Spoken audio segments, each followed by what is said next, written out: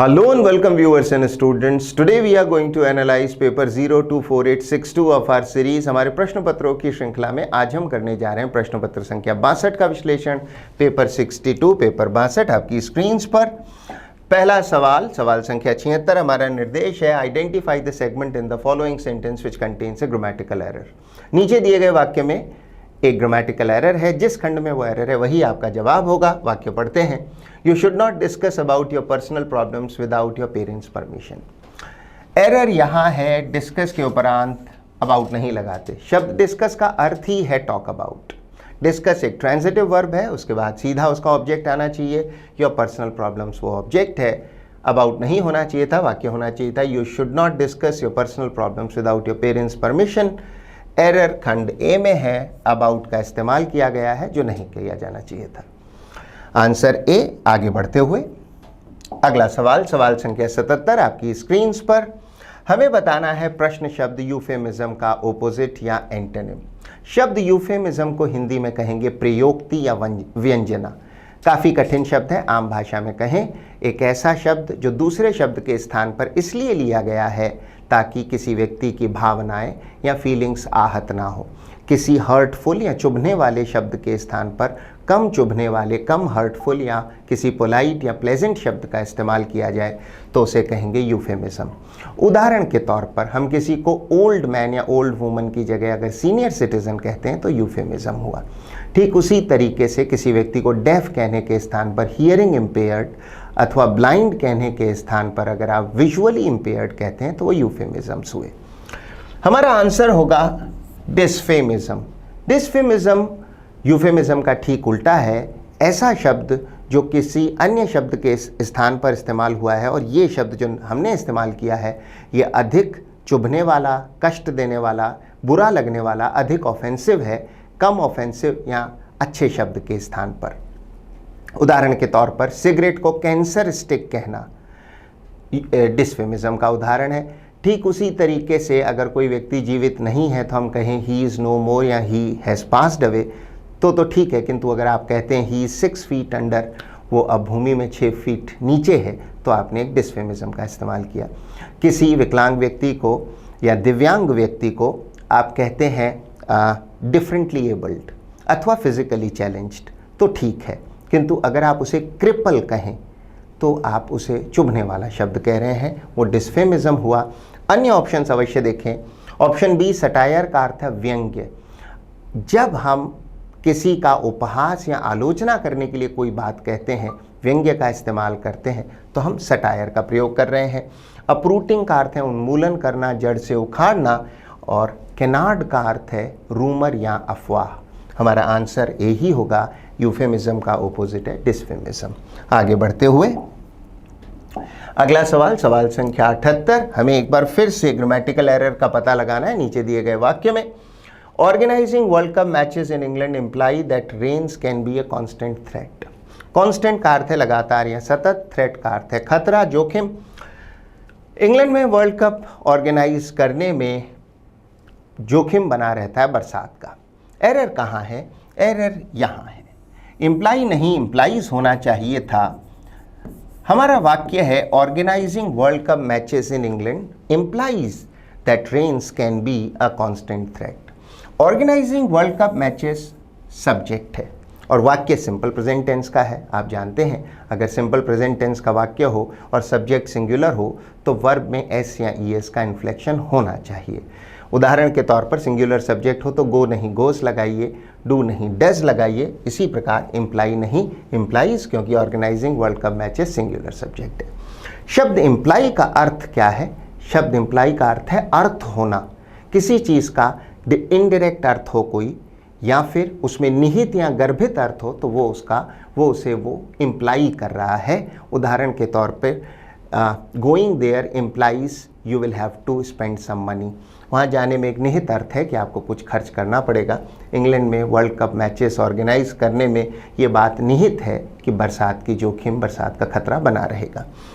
हमारा एरर किस खंड में है? एरर है हमारी इम्प्लाई, सी ऑप्शन में। इन इंग्लैंड इम्प्लाई नहीं इम्प्लाइज होना चाहिए था। आंसर होगा ऑप्शन सी। आगे बढ़ते हुए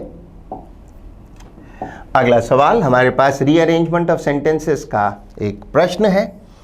किसी पैसेज या पैराग्राफ के भागों को बेतरतीब, रैंडम अथवा डिसऑर्गेनाइज तरीके से या जंबल्ड अप ऑर्डर में लिख दिया गया है। हमें उन्हें अनस्क्रैम्बल करना है, सही क्रम में जमाना है। करने की विधि आप हमेशा से जानते हैं। पहले जैसा दिया है वैसा पढ़ें, पहली बार में हल करने का प्रयास ना करें।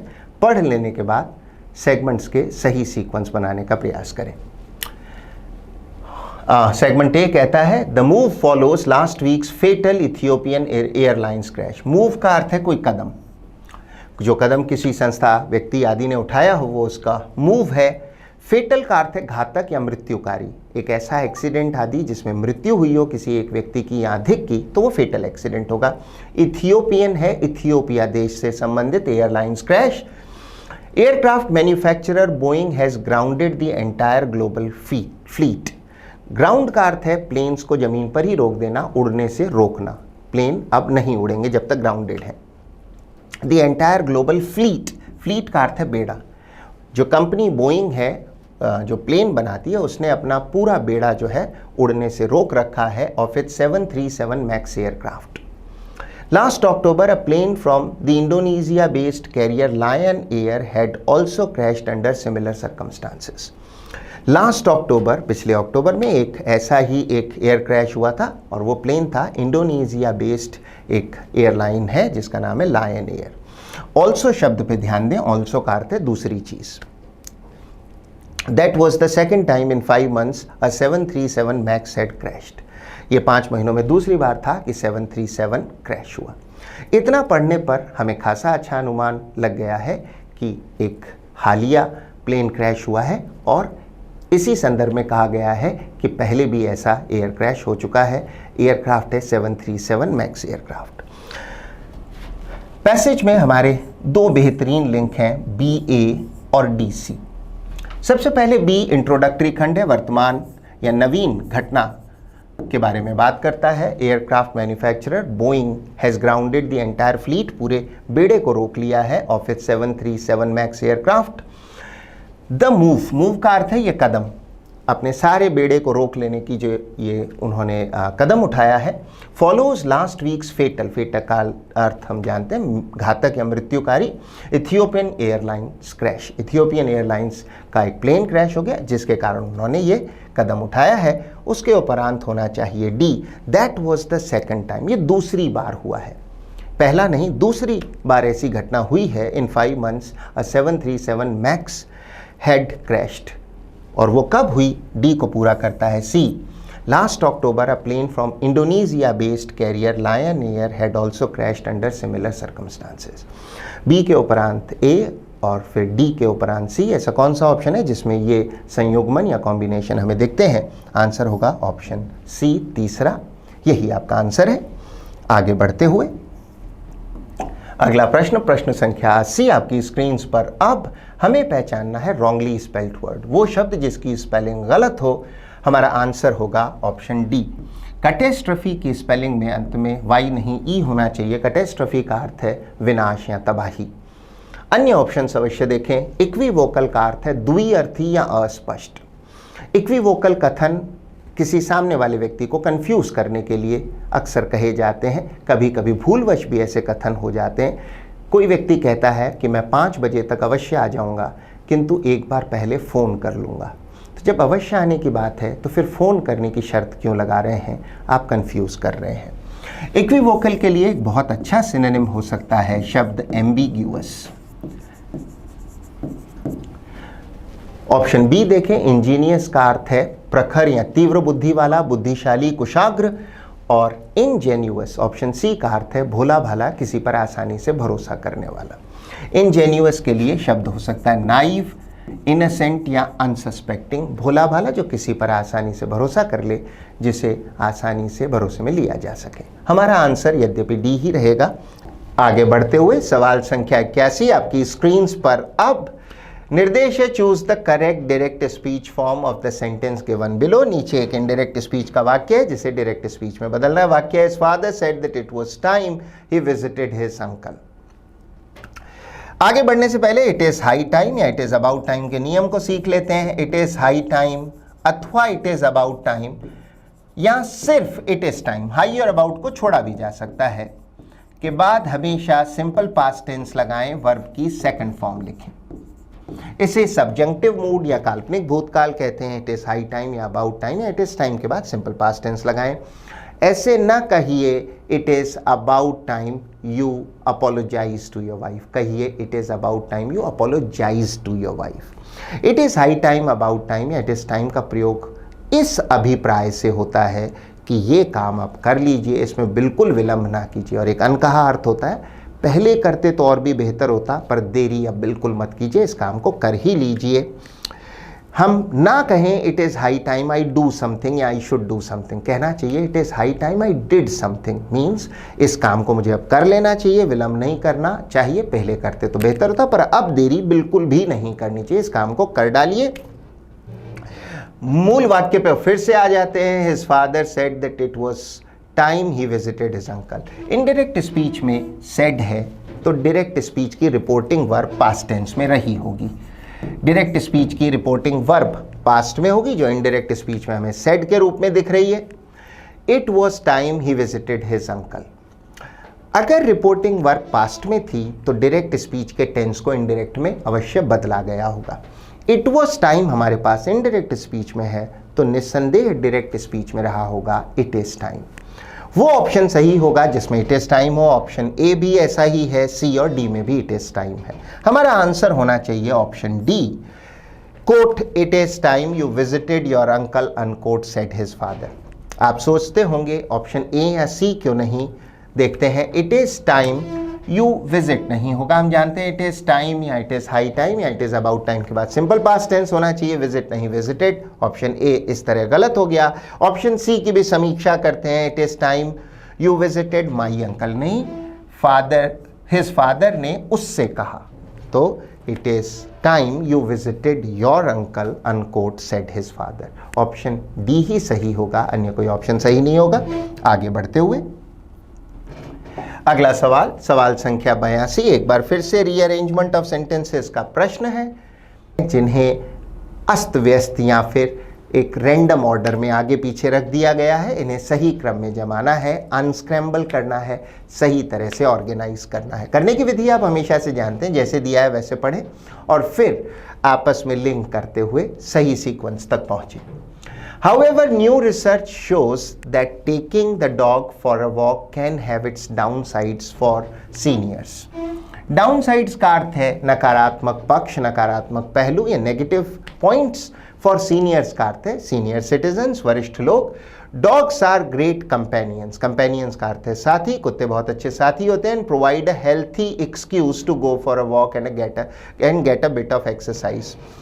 बहुत अच्छे साथी होते हैं और आपको एक एक्सक्यूज है, बहाना देते हैं, बड़ा स्वस्थ अच्छा बहाना देते हैं कि आप खुद भी वॉक पर जा सकें और खुद आपको भी कुछ एक्सरसाइज मिले। It once seemed common sense to believe that having and walking a dog was good for older people. एक ज़माने में ये बात आमतौर पे मानी जाती थी कि एक कुत्ते को रखना और उसे घुमाने ले जाना वृद्ध लोगों के लिए, स्वास्थ्य के लिए अच्छा होता था। ऐसा माना जाता था कि अच्छा है।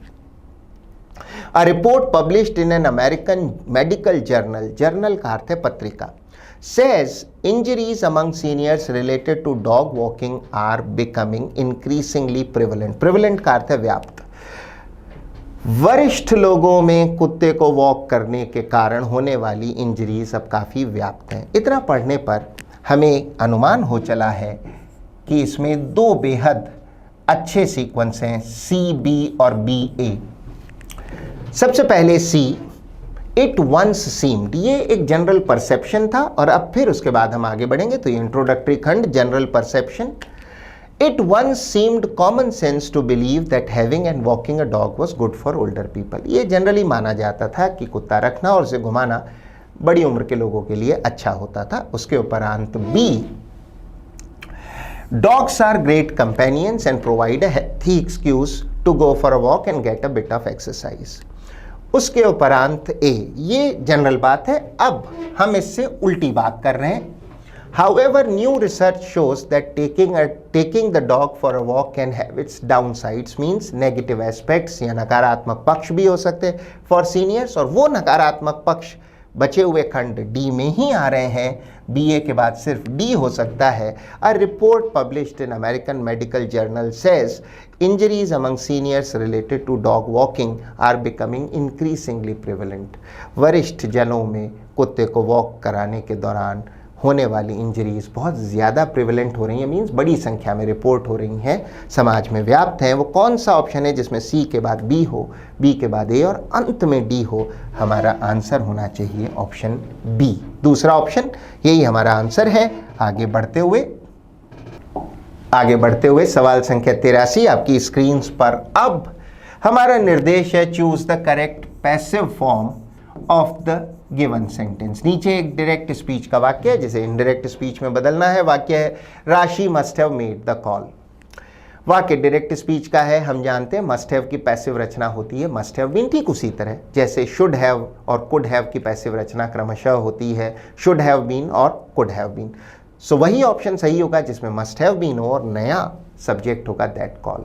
तो ये शर्तें कौन सा ऑप्शन पूरी कर रहा है? Option C, that call must have been made by Rashi. Option C सही है, अन्य कोई ऑप्शन सही नहीं। आगे बढ़ते हुए अगला सवाल, सवाल संख्या 84 आपकी स्क्रीन पर फिल इन द ब्लैंक का प्रश्न है। आई am fully dash the problems facing the industry. Problems है समस्याएं, फेस से सामना करना, इंडस्ट्री है उद्योग। हमारा आंसर होगा I am fully alive to the problems facing the industry. मैं पूरी तरह सजग हूँ, जागरूक हूँ या किसी चीज़ से वाकिफ़ हूँ। Alive to the problems facing the industry. Alive to का वही अर्थ है जो अवेयर ऑफ का होता है, सजग, वाकिफ, जागरूक। अन्य ऑप्शंस देखें। ऑप्शन ए क्यों नहीं सही है? प्रेपोजिशन विथ गलत है, टू होना चाहिए। ऑप्शन डी सही क्यों नहीं है? अवेयर के साथ का प्रेपोजिशन ऑफ उपलब्ध नहीं है। आंसर होगा बी। आगे बढ़ते हुए अगला सवाल, सवाल संख्या 85 आपकी स्क्रीन पर। अब निर्देश है find the word that best expresses the meaning of the given word. नीचे एक शब्द दिया गया है डाइवेस्टेड, इसका हमें अर्थ बताना है। किसी से कोई चीज़ ले लेने को भी डाइवेस्ट करना कहते हैं। तो अगर हम किसी से कोई चीज़ ले लें, उसे उस चीज़ से वंचित कर दें, डिस्पोजेस कर दें, तो हमने उसे डाइवेस्ट कर दिया, जैसे divest somebody of his powers. हमारा आंसर होगा डिप्राइव्ड, वंचित किया गया। अन्य ऑप्शंस अवश्य देखें। स्क्वांडर का अर्थ है फिजूल खर्च करना, वेस्ट कर देना, फिजूल खर्च करना, फिजूल उड़ाना। पॉपर का अर्थ है बहुत गरीब व्यक्ति, निर्धन व्यक्ति। और इनडिफरेंट का अर्थ है तटस्थ, उदासीन। तटस्थ या उदासीन, इसका एक सिनोनिम हो सकता है एपैथेटिक। एपैथेटिक। हालांकि हमारा आंसर सी ही रहेगा, डिप्राइव्ड। आगे बढ़ते हुए सवाल संख्या 86 आपकी स्क्रीन पर। निर्देश है select the most appropriate option to substitute the underlined segment. रेखांकित खंड को सब्सटीट्यूट करना है और वाक्य को ठीक करना है। Through the practice of repeated affirmations. Affirm करने का अर्थ है किसी चीज को दृढ़ता पूर्वक कहना या कथन करना। तो आप बार बार किसी चीज को दृढ़ता से कहें, कथन करें। We can make great progress. Progress का अर्थ है तरक्की। On our chosen path and increasing our magnetism. Magnetism का अर्थ है चुंबकीय प्रभाव, आपका चुंबकीय प्रभाव, लोगों में जो आकर्षण हो। To succeed in anything. We can make great progress, हम खूब तरक्की कर सकते हैं। On our chosen path and, can के साथ फर्स्ट फॉर्म चाहिए, इंक्रीजिंग नहीं, इंक्रीज। इंक्रीज आर मैग्नेटिज्म, हमारा आंसर होगा सी। और बढ़ा सकते हैं अपने चुंबकीय प्रभाव को जिससे लोग आकृष्ट हों। टू सक्सीड, सफल होने के लिए। In anything, increase first form चाहिए, कैन मॉडल है उसके साथ फर्स्ट फॉर्म। अन्य कोई ऑप्शन सही नहीं है। आंसर होगा सी। आगे बढ़ते हुए अगला सवाल, सवाल संख्या 87 आपकी स्क्रीन पर। फिल इन द ब्लैंक का एक प्रश्न। Happiness consist in. Consist in का अर्थ होता है निहित होना, प्रसन्नता, खुशी निहित है। Being dash what we have. हमारा आंसर होगा being content with. Content with का अर्थ है संतुष्ट। कंटेंट है संतुष्ट, सेटिस्फाइड। प्रेपोजिशन इसके साथ विथ ही होना चाहिए, विथ व्हाट वी हैव। खुशी इस बात में निहित है कि आप संतुष्ट हों जो आपके साथ हो। कंटेंट विथ प्रेपोजिशन के बाद हमें नाउन या नाउन फ्रेज या नाउन क्लॉज चाहिए। हमारे पास एक नाउन क्लॉज है, व्हाट वी हैव। संतुष्ट रहें उस चीज़ के साथ जो हमारे को मिली है, हमारे पास है। अन्य ऑप्शंस देखें। कंटेंशन का अर्थ है विवाद या झगड़ा। ऑप्शन ए बहुत इंटरेस्टिंग ऑप्शन है। कंटेंटेड का अर्थ भी है संतुष्ट। आप पूछ सकते हैं तो फिर कंटेंटेड क्यों नहीं? देखिए, हमारा आंसर होना चाहिए कंटेंट विथ। कंटेंट का प्रेपोजिशन विथ है और वो ऑप्शन बी में है। कंटेंटेड भी अवश्य संतुष्ट है, किंतु कंटेंटेड का प्रयोग होता है अक्सर किसी नाउन से पूर्व। उदाहरण के तौर पर अ कंटेंटेड स्माइल, अ कंटेंटेड वुमन, अ कंटेंटेड मैन, अ कंटेंटेड पर्सन। जबकि हमें चाहिए संतुष्ट, प्रेपोजिशन विथ उसके साथ है, कंटेंट विथ ना कि कंटेंटेड। हमारा उत्तर होगा बी। आगे बढ़ते हुए अगला सवाल, सवाल संख्या 88 आपकी स्क्रीन पर। निर्देश है choose the option that gives the correct meaning of the following idiom और फ्रेज। नीचे हमारे पास एक इडियोमैटिक एक्सप्रेशन है, क्लैरियन कॉल। क्लैरियन कॉल का अर्थ है एक ऐसी पुकार, एक ऐसा मैसेज जो अक्सर कोई लीडर, नेता या सर्वमान्य व्यक्ति अपने अनुयायियों या फॉलोअर्स को या जनसाधारण को देता है और उनसे कहता है कि ये काम करें, इस काम में जुटें या योगदान दें। उदाहरण के तौर पर Gandhi ji gave the clarion call for country's independence. हमारा आंसर होगा अ क्लियर मैसेज और request for action. Option B, अन्य कोई ऑप्शन सही नहीं है। आगे बढ़ते हुए अगला सवाल, सवाल संख्या 89 और उसके साथ ही अन्य 4 प्रश्न। हमारे पास एक क्लोज टेस्ट है, फिल इन द ब्लैंक्स का एक समुच्चय। 5 फिल इन द ब्लैंक्स के प्रश्न एक साथ हैं। क्लोज टेस्ट करने की विधि आप जानते हैं, पैसेज को जैसे दिया है वैसे पढ़ें, समय कम हो तो आधा पढ़ें, उसके बाद हल करें और हमेशा ब्लैंक के आगे तक पढ़ें। During organised tours in Germany, tourists can dash a former Nazi compound। Nazi शब्द हिटलर के ज़माने के जर्मनी से है। हिटलर की पार्टी का नाम नाज़ी पार्टी था, जो एक फैशिस्ट या फांसीवादी पार्टी थी। Compound 40 kilometres from Berlin dash the forbidden city. Forbidden शब्द का अर्थ है वर्जित, तो फॉरबिडन सिटी वो स्थान होगा जहां आम लोगों का आना जाना वर्जित होगा। Around 20,000 people visit this place dash year to learn about Nazi military history। इतना पढ़ने पर आपको खासा अच्छा अनुमान हो चला होगा कि ये पैसेज जर्मनी में किसी स्थान पर है और यहाँ से नाज़ी इतिहास का संबंध है। अब हल करते हैं। During organised tours in Germany, tourist can visit a former Nazi compound 40 kilometres from Berlin. Berlin राजधानी है जर्मनी की। अन्य ऑप्शंस देख लेते हैं। कैन ट्रेवल टू संभव था लेकिन अभी नहीं। ट्रिप का अर्थ है कहीं की यात्रा, स्टे है रुकना। हमारा आंसर होगा visit. Can visit a former Nazi compound 40 kilometres from Berlin dash the forbidden city, called the forbidden city, जिसे पुकारा जाता है, किस नाम से जाना जाता है, फॉरबिडन सिटी। अन्य ऑप्शंस देखें। कॉलिंग, कॉल्स, कॉल, सभी कॉल के अन्य रूप हैं। हमें कॉल्ड चाहिए क्योंकि यहाँ पैसिव रचना है, हमें वर्ब की थर्ड फॉर्म चाहिए, पास्ट पार्टिसिपल फॉर्म। पुकारा जाता है, called.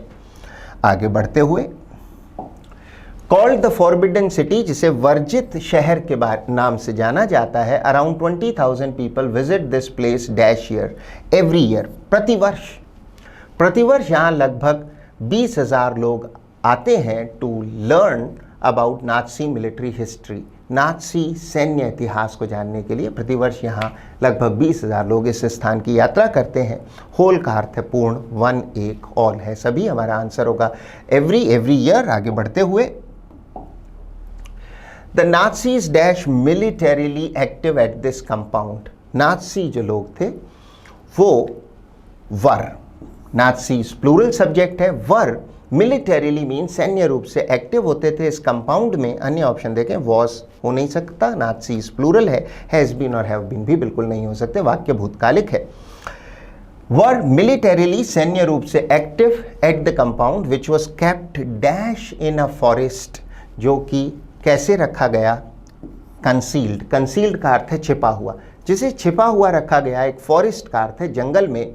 And behind a fence, fence का अर्थ है बाड़, कोई सीमा हो दो खेतों के बीच में, दो मकानों के बीच में, उसे हम कहते हैं फेंस। तो कोई बाड़ हुई, फेंस। अन्य ऑप्शंस अवश्य देखें। शब्द मिस्टीरियस का अर्थ है रहस्यमयी, जबकि शब्द बी, ऑप्शन बी और ऑप्शन सी के दोनों शब्द होली और सेक्रेड आपस में पर्यायवाची हैं, जिनका अर्थ है पवित्र।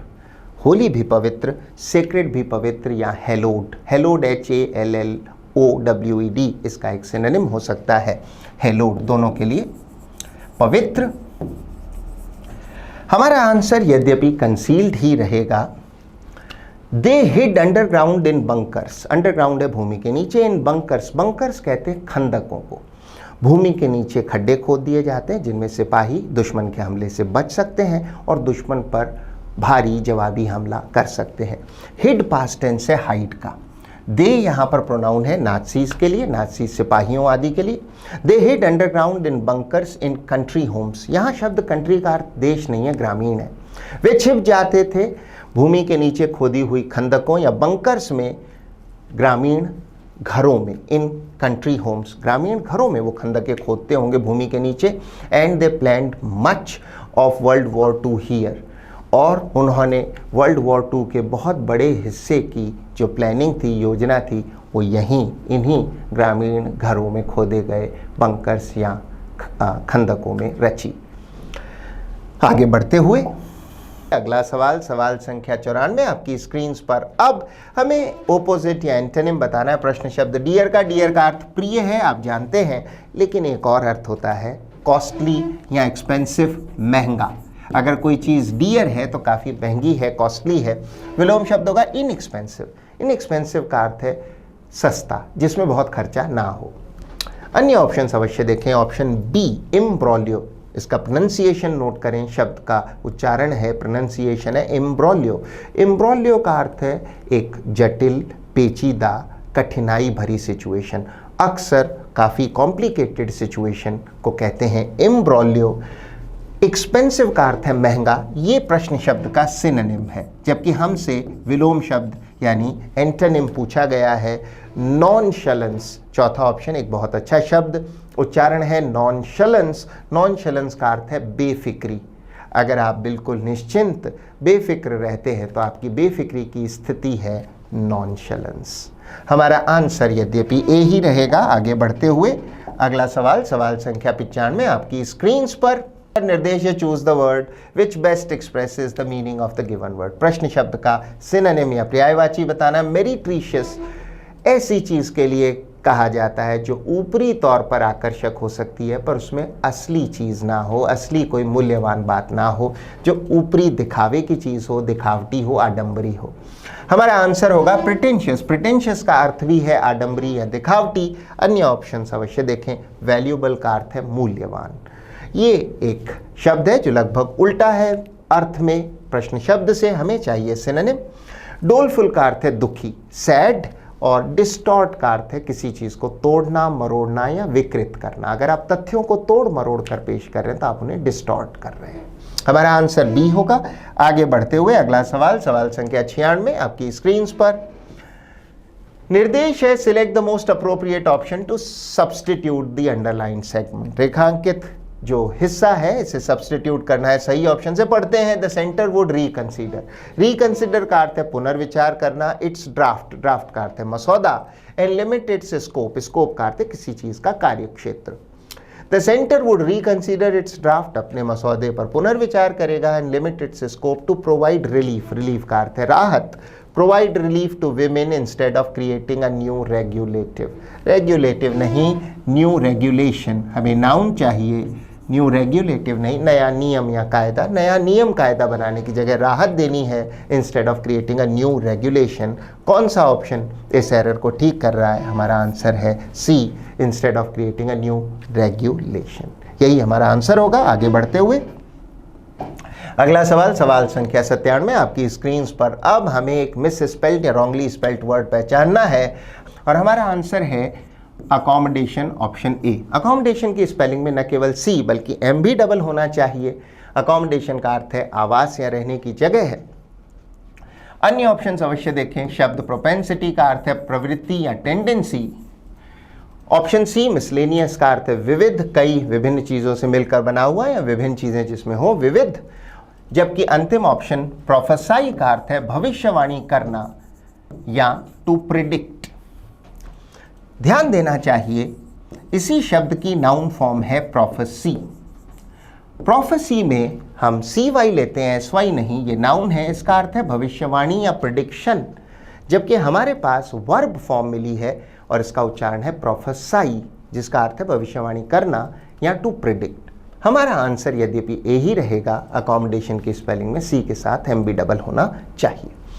आगे बढ़ते हुए सवाल संख्या 98 आपकी स्क्रीन पर अब हमें मिला है वन वर्ड सब्स्टिट्यूशन का एक प्रश्न। मिला है the use of an incorrect word in place of the one which is similar in pronunciation. सही शब्द के इस्तेमाल स्थान पर किसी गलत शब्द का इस्तेमाल जो प्रोनाउंसिएशन या उच्चारण में काफी मिलता जुलता हो। आंसर है मैलाप्रॉपिज्म, सही की जगह गलत शब्द का इस्तेमाल क्योंकि उसका उच्चारण उस शब्द से मिलता जुलता है। शब्द की उत्पत्ति कहाँ से हुई? अंग्रेजी साहित्य में एक प्ले में एक पात्रा है मिसेस मैलाप्रॉप, जो अक्सर ये गलती करती रहती हैं, सही शब्द की जगह मिलते जुलते उच्चारण वाले अन्य शब्द को ले लेती हैं और उससे बड़ा हास्यास्पद असर उत्पन्न होता है। उदाहरण के तौर पर यदि आप कहना चाहते हैं स्नैक्स और ऑफर करते हुए आप कह जाते हैं स्नेक्स, तो अल्पाहार की चीज़ों की जगह स्नेक्स या सांप कह गए तो ये मैलाप्रॉपिज्म का उदाहरण हुआ। आप कहना चाहते हैं टीच और कह जाते हैं टीज। आप कहना चाहते हैं प्रोफेसर दीवान टीचेज अस केमिस्ट्री, पर आप कह जाते हैं टीचेज अस केमिस्ट्री, तो टीच के स्थान पर टीज मैलाप्रॉपिज्म का उदाहरण है। आप कहना चाहते हैं प्यूरिफाई, शुद्ध करना, और आप कह गए प्यूट्रीफाई, जिसका अर्थ है किसी चीज़ का सड़ना, रॉट करना, मैलाप्रॉपिज्म का उदाहरण है। अन्य ऑप्शन अवश्य देखें। स्पूनरिज्म भी एक ऐसी ही गलती है, पर स्पूनरिज्म में क्या होता है कि आप एक शब्द के शुरुआती खंड को दूसरे शब्द में स्थापित कर देते हैं और उस शब्द के शुरुआती खंड को यहाँ स्थापित करके प्रयोग में लेते हैं, जिससे भी हास्यास्पद असर उत्पन्न होता है। उदाहरण के तौर पर आप कहना चाहते थे मिस्ड द हिस्ट्री क्लास और आप कह गए hissed the mystery class. Missed the history class की जगह हिस्ड द मिस्ट्री क्लास उदाहरण हुआ स्पूनरिज्म का। आपने मिस्ट्री का मिस और हिस्ट्री का हिस उल्टा लगा दिया। मिस द हिस्ट्री क्लास की जगह हिस द मिस्ट्री क्लास। अन्य ऑप्शंस, ऑप्शन सी ब्लूपर का अर्थ है कोई एम्बेरेसिंग गलती, कोई ऐसी मिस्टेक या गलती जिससे आपको शर्मिंदगी हो। और अंतिम शब्द पार्कोर एक खेल है जिसके अंतर्गत खिलाड़ी अक्सर शहरों में ऊंची बिल्डिंगों, ऊंची इमारतों, दीवारों से छलांगे लगाते हैं, कूदते हैं और ऐसे एडवेंचरस करतब दिखाते हैं। खेल का नाम है पार्कोर। और रोचक रूप से जो खिलाड़ी इसमें हिस्सा लेते हैं उन्हें कहते हैं ट्रेसर, TRACEUR। हमारा आंसर यद्यपि मैलाप्रॉपिज्म ही रहेगा। आगे बढ़ते हुए अगला सवाल, सवाल संख्या 99। हमारा निर्देश है choose the option that gives the correct meaning of the following idiom और फ्रेज। हमारे पास एक मुहावरा या फ्रेज है या इडियम है, उसका अर्थ हमें बताना है। Never never land. Never never land एक काल्पनिक दुनिया है जहाँ सब कुछ बहुत अच्छा होता है, एक काल्पनिक आदर्शवादी स्थान या दुनिया। आंसर होगा यूटोपियन प्लेस। यूटोपिया एक ऐसी काल्पनिक जगह है जहाँ सब कुछ आदर्श होता है, बहुत अच्छा होता है, तो नेवर नेवर लैंड का अर्थ हुआ यूटोपियन प्लेस। अन्य ऑप्शंस देखें। अ वॉर जोन, जोन का अर्थ है स्थान जहाँ युद्ध छिड़ा हो, वो वॉर जोन है। फॉरगॉटन है जिसे लोग भूल गए हों, फॉरगॉटन प्लेस। स्लम का अर्थ है कोई गंदी बस्ती या झुग्गी, एक ऐसी बस्ती जहाँ टूटे फूटे गंदे मकान हो, स्लम कहलाती है। हमारा आंसर ए ही होगा। आगे बढ़ते हुए सवाल संख्या 100, अंतिम सवाल। हमारा निर्देश है in the following question out of the 4 alternative select the alternative which gives the best substitute for the given phrase. फिर से वन वर्ड सब्स्टिट्यूशन का प्रश्न है। ऑफ और बिलोंगिंग टू कॉमन पीपल और कॉमनर्स, आम लोगों से जुड़ा हुआ, आम लोगों से सरोकार रखता हुआ या उनके बारे में बताता हुआ। हमारा आंसर होगा प्लीबियन। आम लोगों जैसी सोच को कहते हैं प्लीबियन थिंकिंग। आम लोगों जैसे आपके टेस्ट हैं, जिसमें बड़े लोगों या समृद्ध लोगों जैसी कोई बात नहीं है, तो आपके टेस्ट्स या प्रेफरेंसेस होंगे plebeian tests, plebeian preferences. Elite दूसरी तरफ समाज के उन लोगों का वर्ग है जो काफ़ी सुविधा संपन्न हैं, जो धनवान हैं, पढ़े लिखे हैं और अच्छे स्थानों पर जो बैठे हैं, जो अच्छे पदों पर बैठे हैं, जिनकी स्थिति बहुत अच्छी है, तो समाज के पढ़े लिखे, समृद्ध और साधन संपन्न वर्ग को कहेंगे elite. Option C commonplace का अर्थ है साधारण, बिल्कुल ऑर्डिनरी, जबकि अंतिम ऑप्शन प्रूडेंट का अर्थ है विवेकपूर्ण या समझदारीपूर्ण या वाइज। तो ये था आपका विश्लेषण पेपर 62 का। I hope you learn something really important from it. अच्छे असर के लिए वीडियो को फिर से देखें, इसमें सिखाए गए नियमों और वोकैबुलरी को नोट करें, उन्हें अपने वाक्यों में अवश्य प्रयोग करें। याद करने के साथ साथ उनके अपने खुद के एग्जाम्पल सेंटेंसेस बनाएं जिसमें उन शब्दों आदि का प्रयोग करें। Keep learning, keep trying, keep working. All the best. Thank you and bye bye.